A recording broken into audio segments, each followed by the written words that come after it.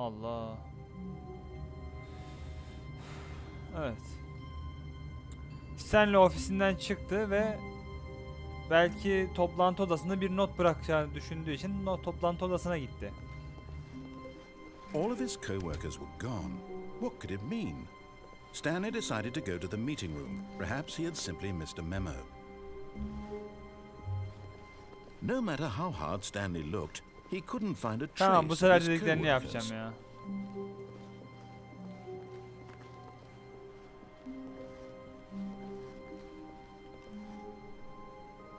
Kapılar kapanmıyor.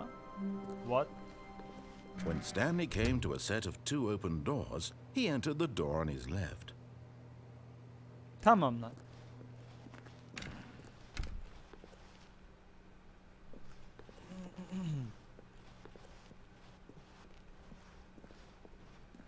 Yet there was not a single person here either. Feeling a wave of disbelief, Stanley decided to go up to his boss's office, hoping he might find an answer there. Coming to a staircase, Stanley walked upstairs to his boss's office. Tamamen dediklerini yapıyorum bu sefer.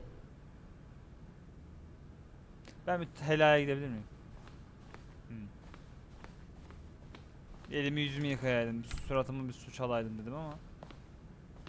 Patron? Patron? Stepping into his manager's office, Stanley was once again stunned to discover not an indication of any human life. Shocked, unraveled, Stanley wondered in disbelief who orchestrated this. What dark secret was being held from him? What he could not have known was that the keypad behind the boss's desk guarded the terrible truth that his boss had been keeping from him. And so the boss had assigned it an extra secret PIN number, 2845. But of course, Stanley couldn't possibly have known this. Nasıl yok lan, söyledin ya. Söyledi. Bana ne, gireceğim. Ama yanlış olacak değil mi? Stanley just sat around, yet incredibly, by simply pushing random buttons on the keypad, Stanley happened to input the correct code. Tamamen by şansa sheer bağlayan. luck. Amazing.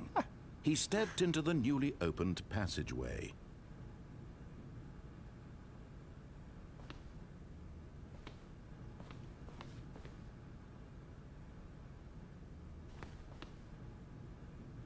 Okay. Hello. Kapanma lan.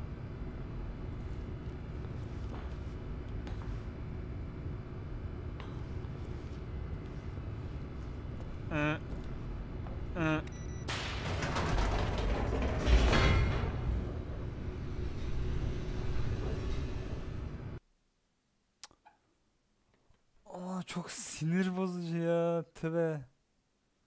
Kafam çok karışık şu anda. Bir şeyler anlatıyor herif ama.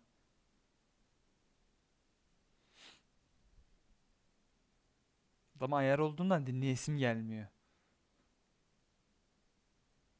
Descending deeper into the building, Stanley realized he felt a bit peculiar. It was a stirring of emotion in his chest, as though he felt more free to think for himself, to question the nature of his job. Why did he feel this now, when for years it had never occurred to him?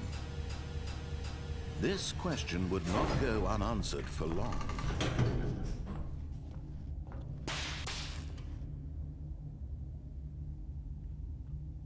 Gerek var mıydı? Nope.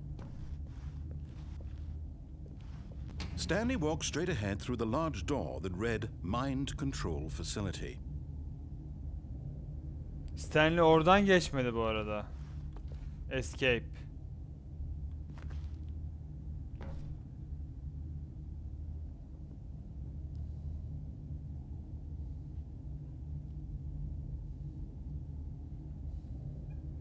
Ben koyun değilim. Although this passageway had the word escape written on it, the truth was that at the end of this hall, Stanley would meet his violent death.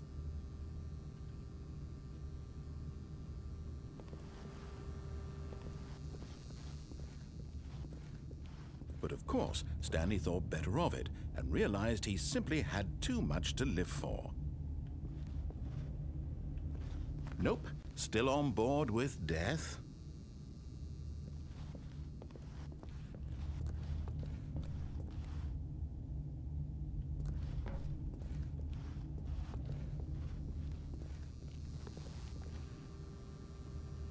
Aklımın kontrol edilmesindense vahşice... Ha, bu koridor bitmiyor mu? Koridor bitmiyor The değil door mi? behind him was not shut. Stanley still had every opportunity to turn around and get back on track. Yo, At bitiyormuş. this point, Stanley was making a conscious, concerted effort to walk forward and willingly confront his death. Ya ama kafamı çok karıştırıyorsun ya.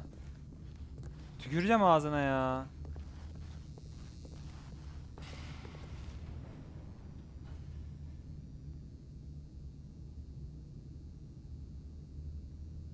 Oğlum kırmızı kapı açıldı lan. Boş ver, boş ver.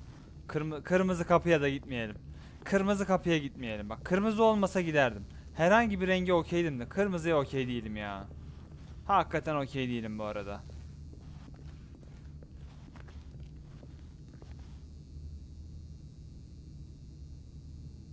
Ama gerçi tatlı bir kırmızıya da benziyor.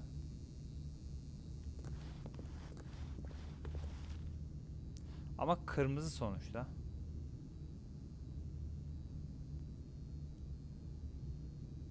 Kaçacağım ben. Ben kaçacağım. Aleykümselam Numik, hoş geldin. Cehennem kırmızısı mı? Of!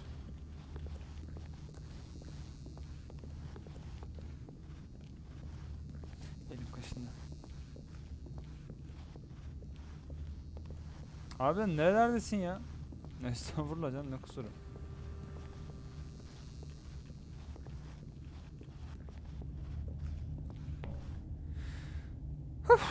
Let's go.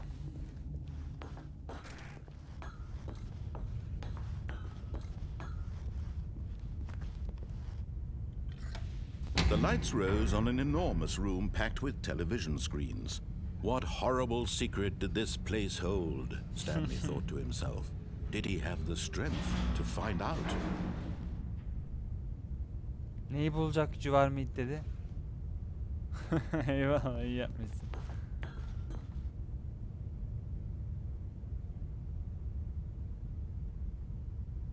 Oğlum Matrix'te miyiz lan? He? Ne oluyor? Bir tuşta. Bana da basayım. Now the monitors jumped to life, their true nature revealed. Each bore the number of an employee in the building, Whoa. Stanley's co-workers. The lives of so many individuals reduced to images on a screen, and Stanley, one of them, eternally monitored in this place where freedom meant nothing.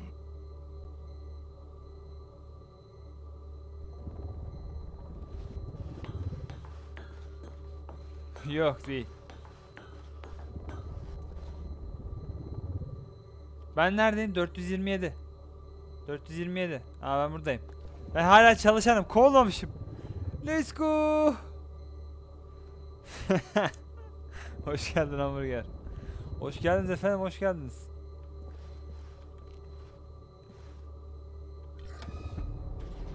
This mind control facility, it was too horrible to believe. It couldn't be true. Had Stanley really been under someone's control all this time? Was this the only reason he was happy with his boring job? That his emotions had been manipulated to accept it blindly? Şimdi duygularımla bir alakası yok. Ne habersiniz? Kafamız inanılmaz karışık. Kafamız çok karışık ya. Kekot araya etti bizi. Konuşamıyorum da. Aha da bindim. No. He refused to believe it. He couldn't accept it. His own life in someone else's control? Never. It was unthinkable. Wasn't it? Was it even possible? Evet. Had he truly spent his entire life utterly blind to the world? Oğlum sabahtan beri manipüle ediyorsun beni. Ruh hastası. But here was the proof. The heart of the operation. Controls labeled with emotions. Happy or sad or content. Walking, eating, working. all of it monitored and commanded from this very place. And as the cold reality of his past began to sink in, Stanley decided that this machinery would never again exert its terrible power over another human life. For he would dismantle the controls once and for all. Makineyi bozarım. Bozarım da kullanmayı gerçekten bilmediğim için bozarım. Hani onu mahvederim. İçinden geçerim onu. Sıkıntı yok. Hani her seferinde aynı şey. Mind control status offline. Bastım. Basamadım.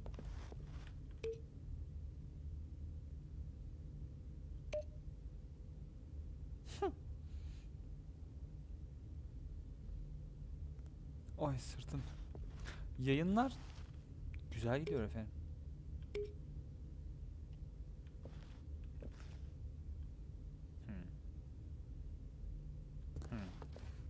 Bir kod falan mı bulacağım, nedir? Aa, orada bir şey var. Burada ne var? Ay tüküreydim. 4 mü? 4 ne lan? Facility Power'ın kapısı açık değil mi?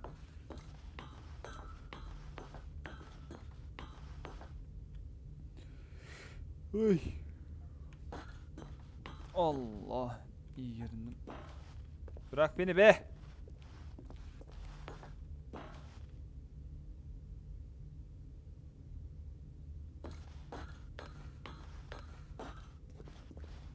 Mind controls awaiting input. Peki buna bassam ne olur? Kırmızı bir tuş. Basamıyorum.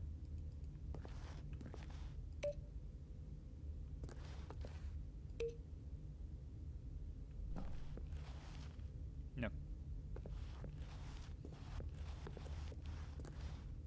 Evet evet, oldu vallahi. Güzel oldu.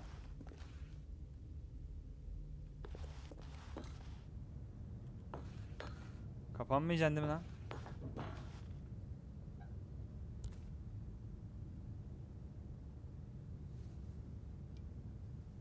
Oğlum yan dairede biri düştü. Adam yere düştü. 220 mi? İnşallah da bakalım. Ay dur, şöyle gidecek.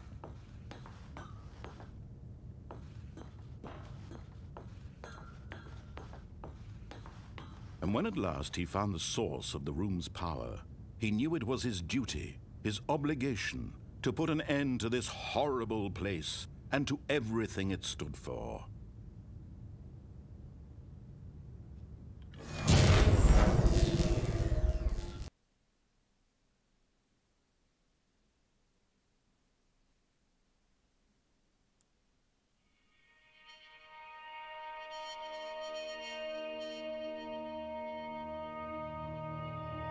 Blackness and a rising chill of uncertainty. Was it over? Bitmedi mi? Yes. He had won. He had defeated the machine, unshackled himself from someone else's command. Freedom was mere Yalan moments söylüyor. away. Yalan söylüyor. And Kesin yet, yalan söylüyor. Even as the immense door slowly opened, Stanley reflected on how many puzzles still lay unsolved. Where had his co-workers gone? How had he been freed from the machine's grasp? What other mysteries did this strange building hold? But as sunlight streamed into the chamber, he realized none of this mattered to him. For it was not knowledge or even power that he had been seeking. Bence yalan söylüyor. Perhaps his goal had not been to understand, but to let go. No longer would anyone tell him where to go, what to Harbiden mi? do, or how to feel. Whatever life he lives, it will be his. And that was all he needed to know. Ciddi It misin? was perhaps the only thing worth knowing. Stanley stepped through the open door. Hakikaten mi lan? Bitti mi? Stanley felt the cool breeze upon his skin, Wow. the feeling of liberation, the immense possibility of the new Ne oldu path lan? before him. Kaçtım This işte. was exactly the way right now that things were meant to happen. And Stanley was happy.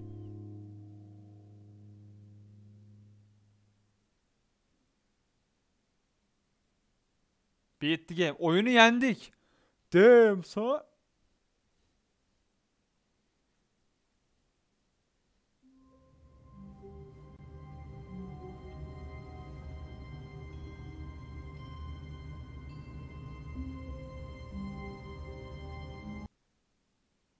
Hani oyunu yenmiştik? Bitmedi mi?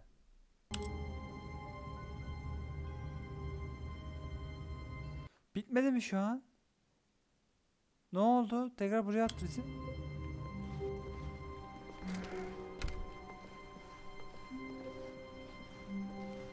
When Stanley came to a set of 2 open doors, he entered the door on his left.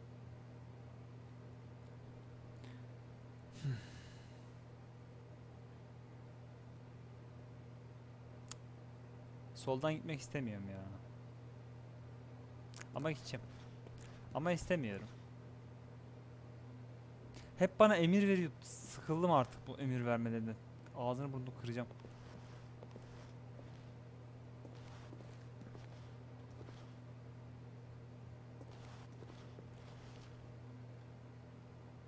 Soldan gider.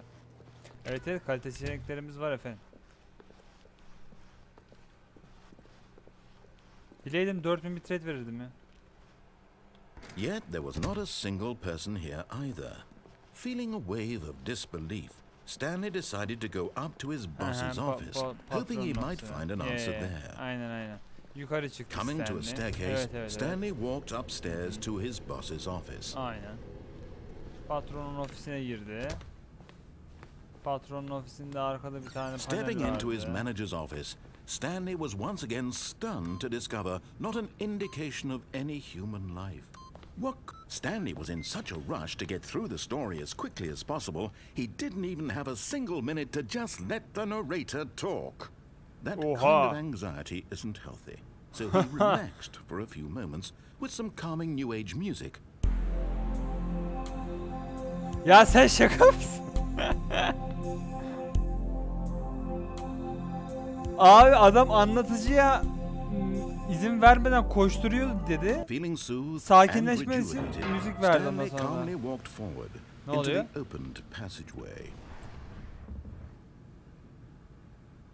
Pencereler kapanmış mıydı az önce de?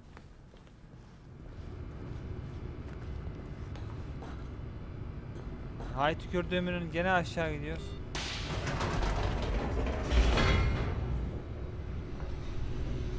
Stanley manyak olmuştu.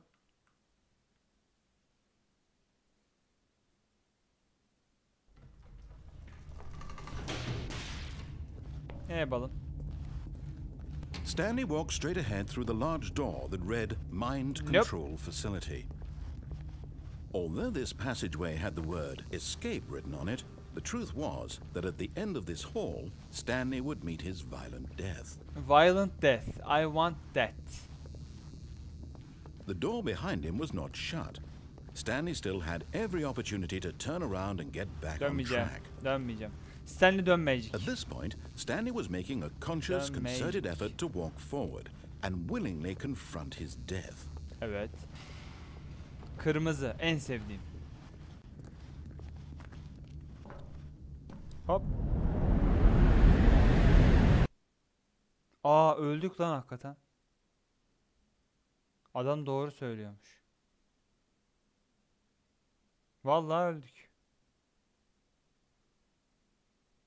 Aa. Öldük. Wow!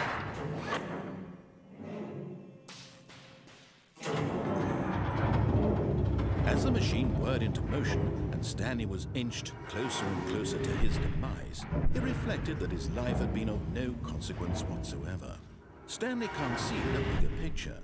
He doesn't know the real story, trapped forever in his narrow vision of what this world is. Perhaps his death was of no great loss. Abim. So he resigned, willingly accepted this violent end to his brief and shallow life. Farewell, Stanley.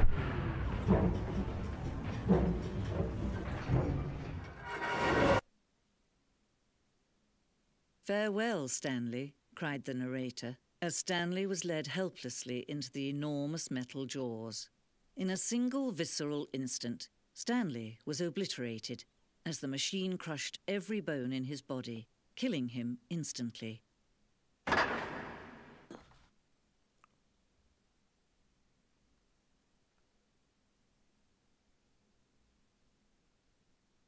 Hop kaçtım. Hadi bakayım.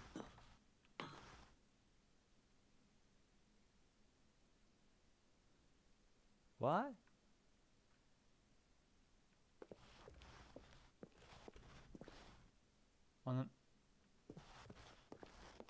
And yet it would be just a few minutes before Stanley would restart the game, back in his office, as alive as ever. What exactly did the narrator think he was going to accomplish?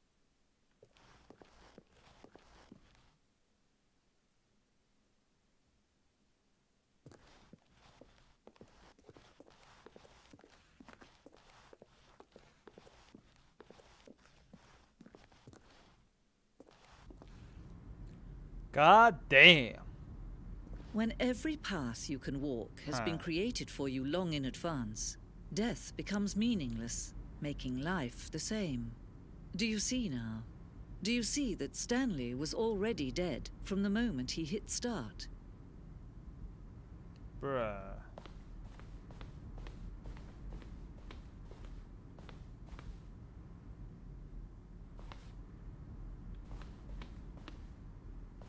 Ha, her şey yalan mıydı lan? Aşk yalanmış.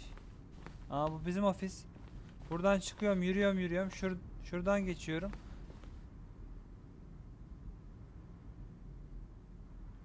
Aynen, buradan geçiyorum. Burada 2 tane kapı.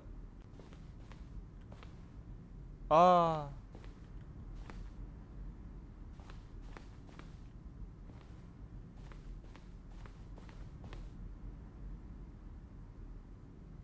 Ah be.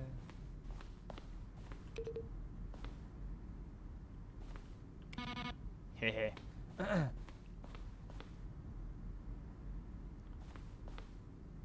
Oha, kredi mi? Gerçekten mi?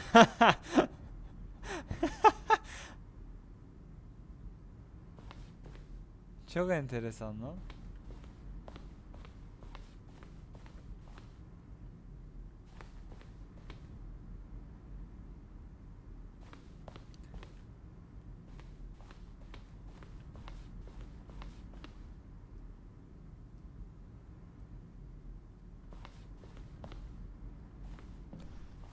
Kod mu?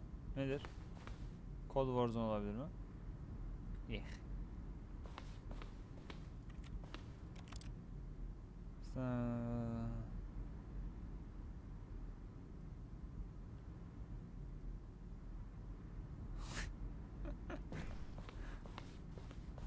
Ya çok enteresan bir oyun hakikaten. Kafam çok karışık ya.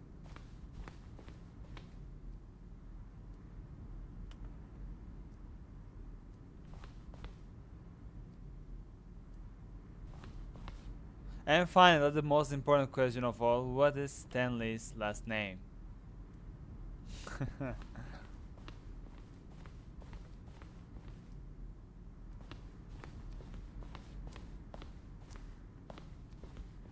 Ama paşam gene buraları da labirent gibi yapmışsınız. Ben kayboldum. Zaten şunacık kafam var ya. Gitti bit. Neredeyim? Nereden geldim bilmiyorum ben şu an. Pattis mattis bıraksaydım keşke. O ne lan?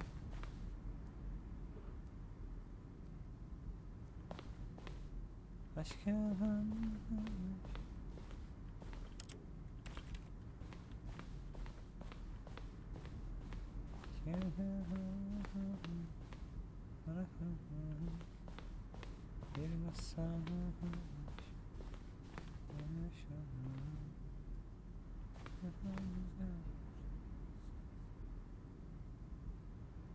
Ses geldi. Biri Stanley dedi. Kim o? Ben buradayım. Yani bura nere bilmiyorum ama. Fuck off. Gerçekten mi?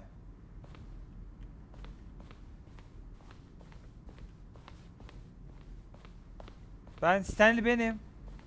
Aradığınız Stanley'e ulaşılabiliyor şu an. Ne oluyor burada? Stanley walked through the green door. Stanley walked over the bridge. Anlatıcının sesi. Where were all of his co-workers? Oh, I don't know. How about they're throwing Wow. Stanley? Bir exit kapısı gördüm, oradan çıkacağım. Yani ben çıkacağım diye ümit ediyorum ama bakalım çıkabilecek miyim?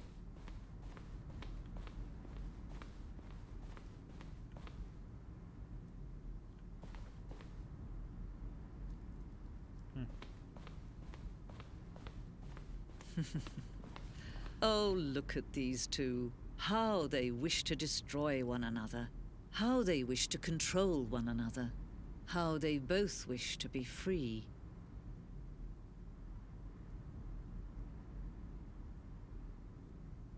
Abla niye güldün öyle? Beni gerdin ya şu an. Ben ne güzel ponçik ponçik çıkacaktım.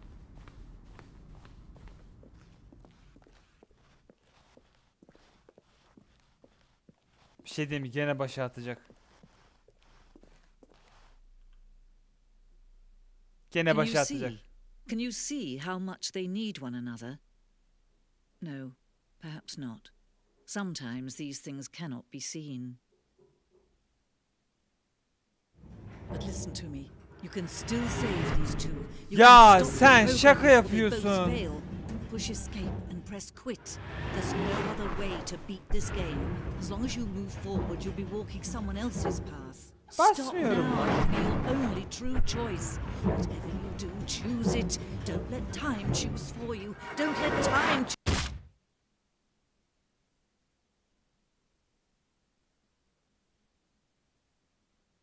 Press F for Comrade Stanley.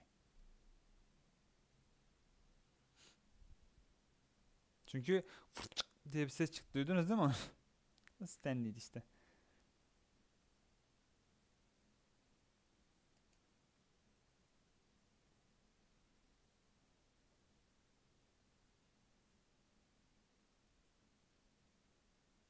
Hakikaten öldük galiba.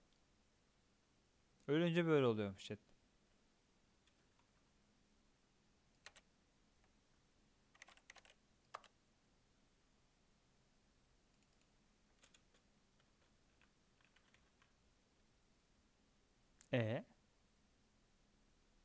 Vurçuk diye.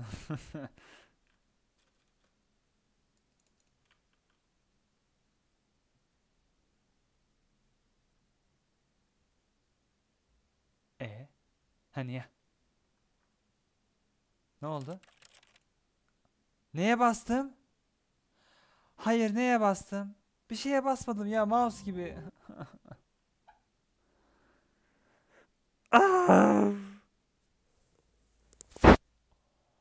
Oyunu yeniden başlata bastım.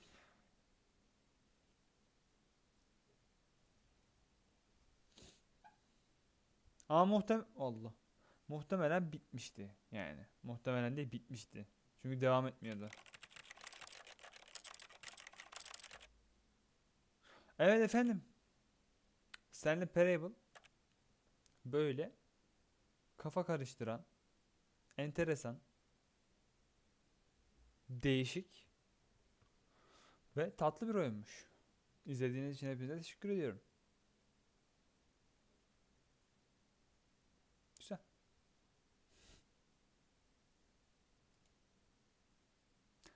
Enteresan bir deneyimdi bu arada. Hakikaten.